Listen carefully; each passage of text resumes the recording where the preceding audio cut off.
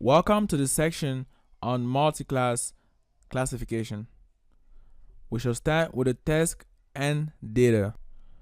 The task in this section is the letter recognition using this letter recognition dataset found in the UCI machine learning repository and created by David G. Slate. For this task, we are given inputs 2 to 17, which characterize a black and white image of a capital letter of the alphabet. And then we shall output whether the letter is A, B, C, up to Z. Hence, we're trying to solve a multi-class problem with 26 different classes. Also, in this dataset, much feature engineering has been done already. As we have from the information given on the site, the objective is to identify each of a large number of black and white rectangular pixel displays as one of the 26 capital letters in the English alphabet. This means that we could have this as an input. So we have this A, then we could have this B, this C, D, up to Z. And then if we're given this, or if we pass this, our model has to be able to predict that this is A. If we pass this, our model has to predict that this is B, and so on and so forth. The character images are based on 20 different fonts, and each letter within these 20 fonts was randomly distorted to produce a file of 20,000 unique stimuli.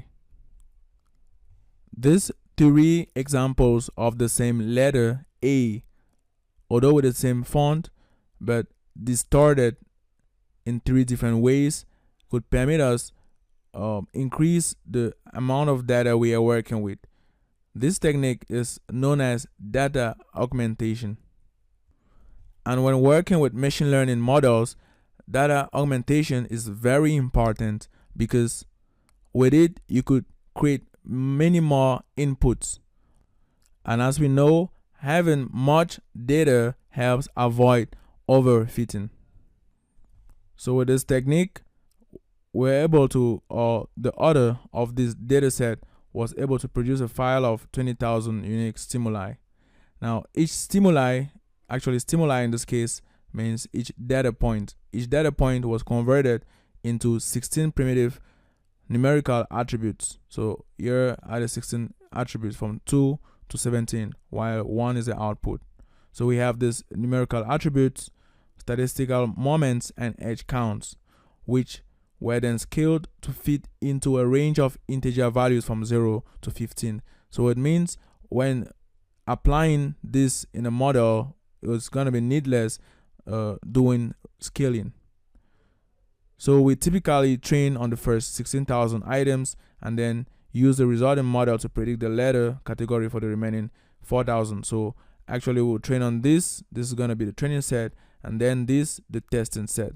But in our work, we're going to use instead 8,000 for training, 4,000 for validation, and then 6,000 for testing. Or we could even use 6,000 for validation and then 4,000 for testing. So we'll see how typically in machine learning, we generally try to extract the most important features which actually show how each of the letters are different.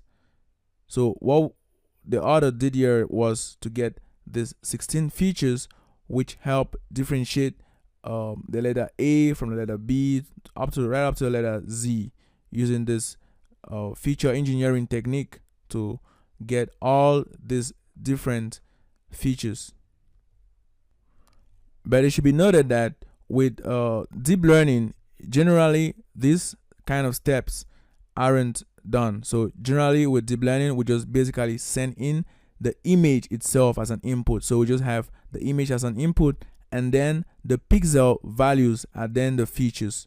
So instead of actually hand picking these features and working with them, we just take the image as an input and then use the pixels as the features. We see that with this feature engineering technique, it's important for the person preparing this data set to understand which of those features are important to differentiate whether a letter can be a C or could be a D.